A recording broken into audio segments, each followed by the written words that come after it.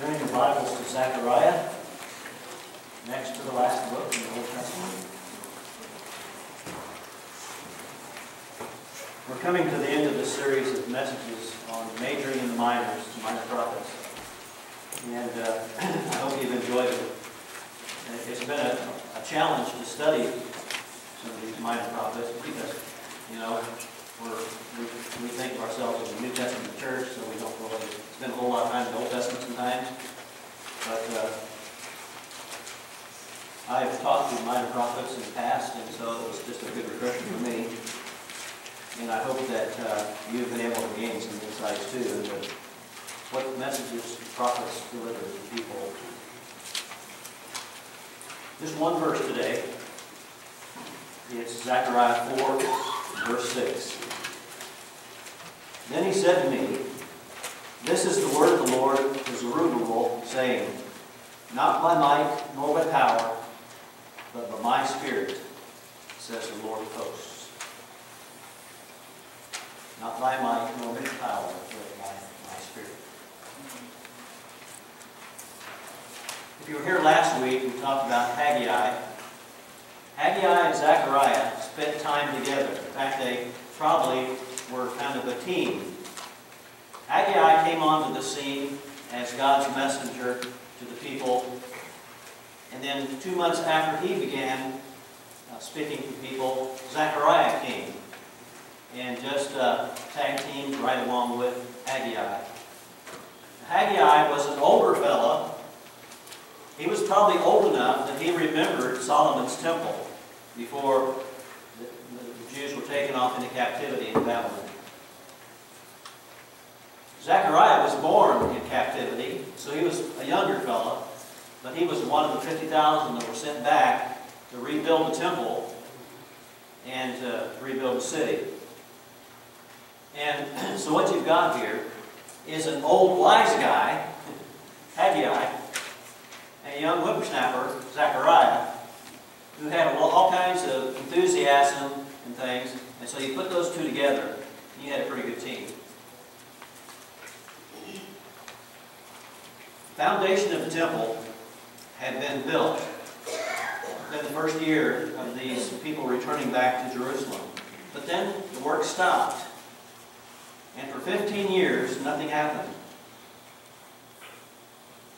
Haggai really got on the people. He admonished them. They needed to get back to work and get the temple finished. And remember last week's lesson was called First Things First. You know, keeping your priorities straight and all that. They had gone, the people had started building their own luxurious houses and leaving God's house unbuilt, unfinished. Zechariah's name means the Lord remembers. And so as he came along Haggai, he encouraged the people to rebuild the temple in just a little bit different way. Zechariah not only was a prophet, he was also a priest. His book of 14 chapters was similar to the book of Daniel. And, you know, unless you really study Daniel, it doesn't make a whole lot of sense.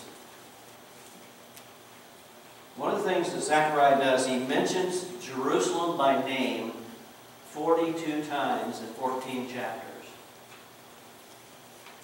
Jerusalem was pretty important.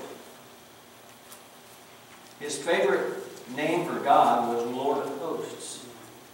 If you were listening to the verse we read, he used it right there in that verse. Zechariah's passion, his enthusiasm, his positive encouragement helped people get the temple built.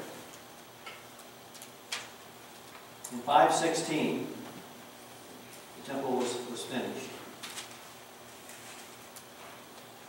Zechariah did something that Haggai didn't do. He not only spoke of the current situation, but he also was looking into the future a little bit. In fact, Zechariah sometimes is called the revelation of the Old Testament because it's a lot like the book of Revelation in some ways. we can divide Zechariah's book into two parts. The first 8 chapters are giving us the 8 visions or the 8 messages that he delivered to the people. It seems that God would give him a vision of something, and then he would go and he would deliver that to the people, and then God would give him another vision, and then he would deliver that one to the people. So he had these 8 different visions that he turned into messages to the people, because he was trying to use them in a positive way to encourage the people to get busy and build the temple. The 9th through the 14th chapter is a little different, because that's where he's beginning to look into the future. And you know, even to our day today, and even beyond where we're at right now. You and I as Christians, you know, we have read the book, and we know in the end of the book it says we win, right? Zechariah was looking ahead, and he saw victory too. He saw victory for the Jews. He saw that everyone who followed the Lord would be victorious. His message to the people of his day was, Jerusalem will be restored, the temple will be rebuilt, and God's chosen people will come back. I'd like to take the time to go into all the 8 visions that Zechariah delivered to the people, but we don't have that much time this morning. I do, but probably some of you don't, so I'm not going to do it, okay? Happy Father's Day. I'm just going to tell you what they are, and if you're interested in finding out more, you can pick up a sermon handout where it gives you the references, and you can look it up and study it a little bit on your own. The first vision was of 4 horsemen. They kind of patrolled the earth, and they saw that peace was going to come again to Jerusalem. The second one was of 4 horns and 4 craftsmen. And the 4 horns represented world powers, 4 great world powers.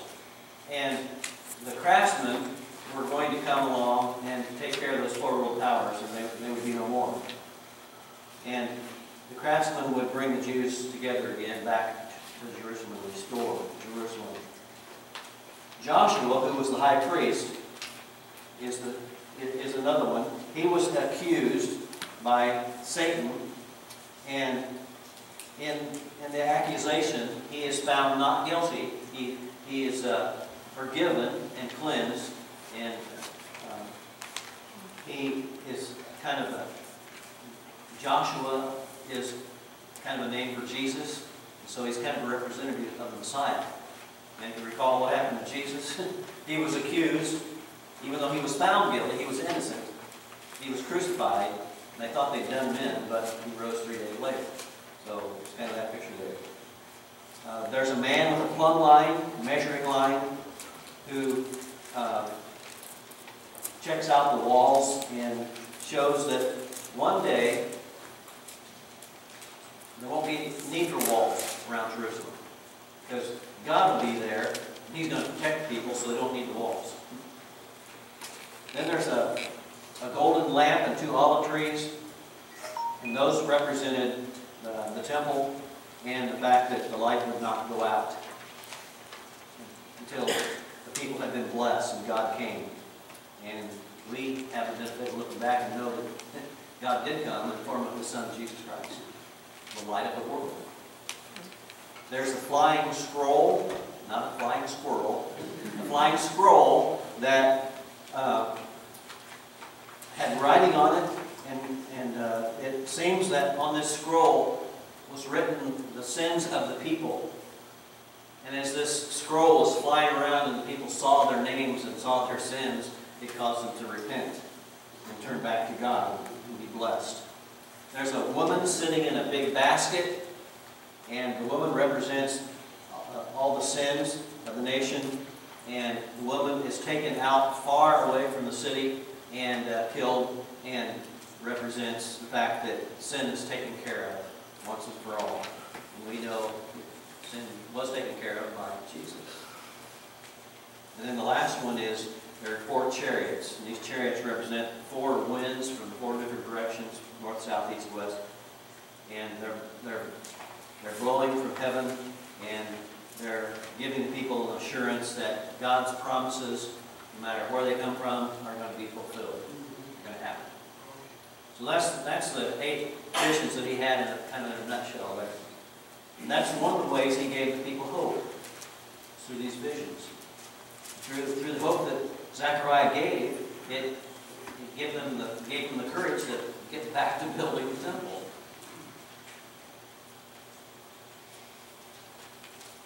We also see here, he gave them hope through talking about Jerusalem so much. You know, Jerusalem, to us, we know where it's at. We know, it's a Jewish city. It's a city that's kind of in turmoil between the Jews and the Arabs and all that, the Muslims. But if you were a Jew, the name Jerusalem, it's a pretty holy name. It means something. Okay? And the fact that he mentioned it 42 times kind of is a flag that says, hey, take note of this. This was a city that was on Zechariah's heart. And just put yourself in his shoes for a minute, He's born in captivity. He's heard all these stories about this great city, Jerusalem, although he's never been there. And now he's one of them that gets to go back there. And he gets back there and the whole city's in ruins. But God gives him the message that it's going to be rebuilt. It's going to be restored. It's going to be a great city again. Zechariah mentions several things that's going to happen in Jerusalem. And as he begins telling these things, it gives people hope as they're looking out over a city that's just in ruins. In chapter 9, Zechariah seems to be looking ahead at Alexander the Great. Alexander the Great was, the Holy Land, the parts of Europe. He pretty much conquered that whole area at one point in time. And it's talking about this guy who many think is Alexander the Great coming to Jerusalem, but instead of destroying the city, he comes in peace. He never harms the city. He then leaves. Zechariah is looking ahead to that. He also, chapter 11, predicts that Jerusalem is going to be destroyed one day, 600 years before it actually happens. And he talks about Jerusalem rejecting Jesus and following an Antichrist, someone who's not Jesus. Looking ahead, Zechariah saw a lot of things that prophecy reveals for us today. Jerusalem had its ups and downs through the centuries. We know that. If you've been in Sunday school at all, you probably know all the times of conflict and things that have gone on in Jerusalem. The temples being destroyed and those kinds of things. You know how all the Gentile nations that came against Jerusalem, that were in that area at one time or another. In fact, he talks about that happening again, and only a third of the Jews would survive the attack of the city of Jerusalem. Zechariah uses a phrase 13 times. It's in that day. In that day, 13 times he uses that phrase, referring, I think, to the day of the Lord. The Lord's going to return.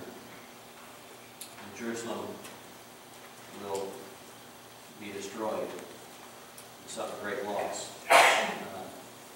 Battle of Armageddon. We read about in Revelation. Probably is what he's talking about here in chapter 14, verses 4 and 5. It says that Battle of Armageddon will happen before the Lord returns, the Mount of Olives, and receives the faithful ones. That's kind of where many people get the idea of the rapture. Zechariah looks ahead to the fact that Christ is going to establish another temple. And remember, he said there's going to be victory. It's going to be, the temple's going to be restored. Well, the Jews that he was talking to in his day thought they were talking about the temple that they were building at the time. And he probably was talking about that temple. But he was also talking about another new temple. Once Jesus comes back, it's going to be restored, and it's the temple of the New Jerusalem, the new heaven on earth. Psalm 122, verse 6 says, "Pray for the peace of Jerusalem, because only when Jerusalem has peace will the rest of the world know peace." In our day, it's comforting to know that God has a plan for His people, and God has a new temple already on the drawing board, and it's going to be built, just overnight when He sends His Son back to this earth to receive His own. There's a lot of hope in that. Knowing that even if the earthly temple is destroyed, there's a better one coming. So there was hope in Jerusalem. And the fact that Zechariah mentioned it so many times in the temple and all those things. There's a third thing where we can see some hope, and that is through all the prophecies that Zechariah gives to us. He may be a minor prophet, but Zechariah certainly gives us a major message about things that are to come. One thing that I found very interesting was all the different things that he calls the Messiah. He calls the Messiah my servant, the shepherd that is struck so that the sheep are scattered. He calls the Messiah the Christ, who will enter Jerusalem riding on a donkey. He predicted that, and it happened on the triumphal entry. He predicted that Jesus would be betrayed with 30 pieces of silver. He predicted that Jesus would return, and he would return to Mount Olivet. He predicted that the Messiah would be a suffering servant, and we know how Jesus died, how he was put on trial illegally, how he was suffered and beaten and everything like that. He did suffer, of course. We know that Israel would reject this shepherd who was killed for them. Many in Israel would turn to the Messiah in the end. And that's still happening even today, I think. Israel's enemies would be defeated, and Jerusalem would be rescued by Christ. And he would reign over them. All those prophecies Zechariah was giving to the people, and that gave them hope. Hey, you don't understand all this, but it's coming. That's pretty hopeful. After Zechariah, there's only one book left in the Old Testament, Malachi. And it wouldn't be that long until there would be a period of 400 years where God would not speak. There would not be a prophet. There wouldn't be anything written. All the people would have would be things they already had through the Old Testament prophets and the Old Testament itself. During this period of silence, God was working. He was preparing for His Son to come. And in Galatians it talks about Jesus coming at the exact right time. And everything was just set. God sent His Son. Of all the Old Testament prophets, both major and minor,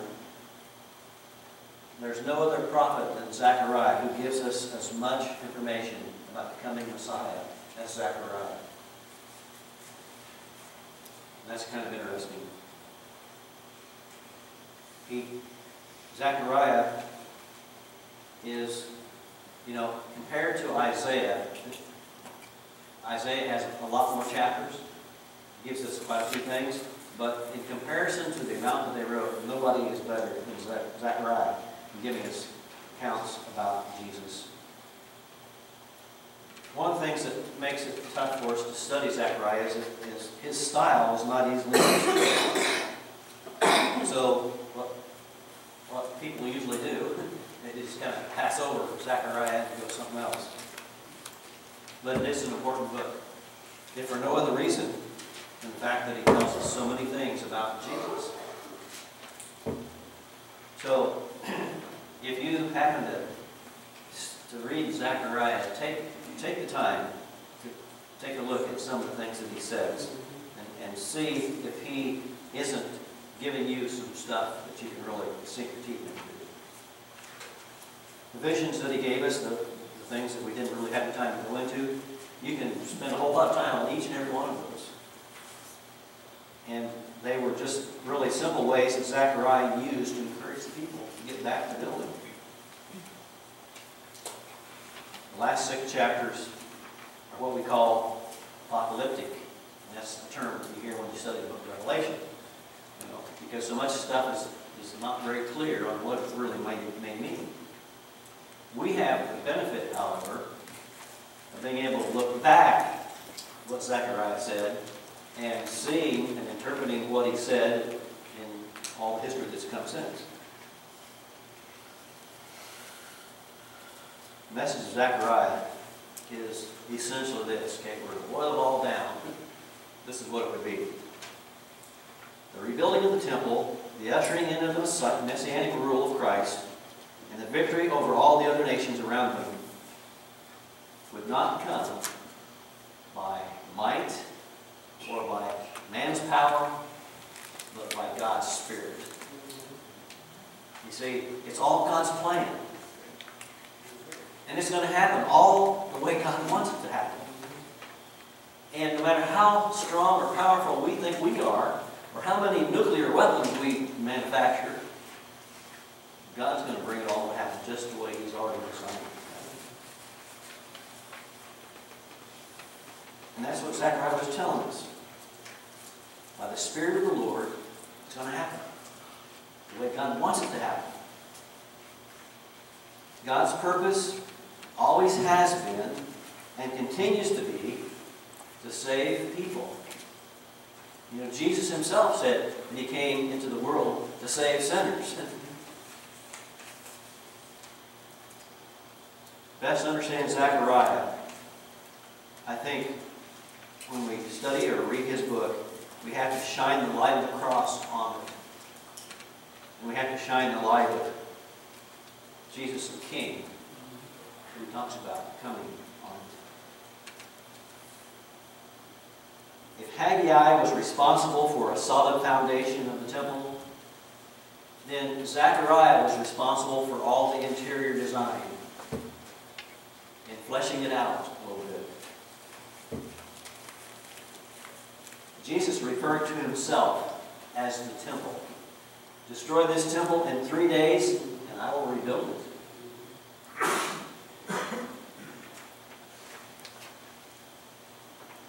He continued that thought by telling us that you and I are living stones. And we need to fit together and be built upon one another because we are the temple of God. That's it. And the Holy Spirit resides in us. And so, Zechariah was talking about a new temple being built there in Jerusalem. He was talking about a new temple, one coming when Jesus returns.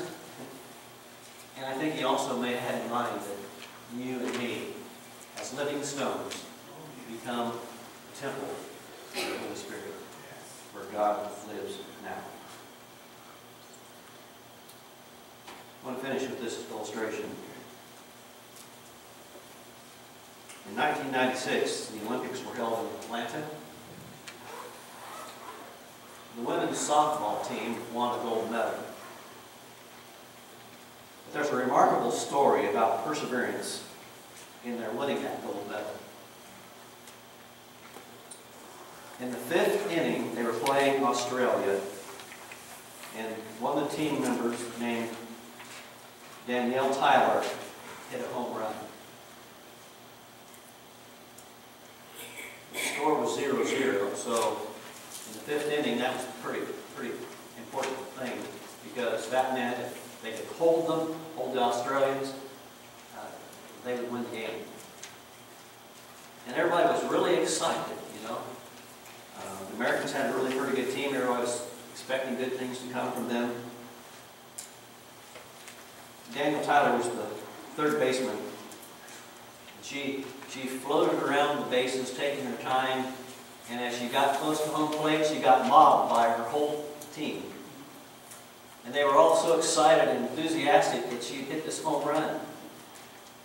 And after things had kind of subsided and the team had gone back into the dugout, the Australian team went to the umpire and challenged her home run. The umpire said, she's out, because she never touched home plate. Well, the score wasn't 1-0, it was 0-0 still. She made an out instead of a home run. The game went into extra innings, and as a result, Australia won 2-1. That was the only loss the Americans had, and they went on to win the gold medal. But they learned an important lesson. You've got to finish what you start. Doesn't matter how good you hit the ball if you don't touch the bases. And that was kind of Zechariah's message. We've got to get this temple rebuilt. We've got to touch all the bases, and we've got to get back right with God. Because if we don't, it doesn't matter what this building looks like. It doesn't really matter. The temple that really matters is this one right here. We have the Lord, our Savior, Jesus Christ, living here.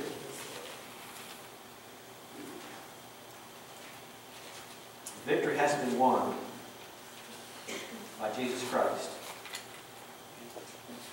Are you on the winning team? King Jesus. If you're not, we're singing an invitation hymn today. And it's an opportunity for you to make a decision. An opportunity for you to accept Christ. It's an opportunity for you to make this your church home. It's an opportunity for you to come forward and have someone pray with you. It's an opportunity for you to make a decision right before you stand and sing. That you're going to make sure that you're doing everything you can to be on that winning team. Touching all the bases. Make a decision when you come. Stand and sing.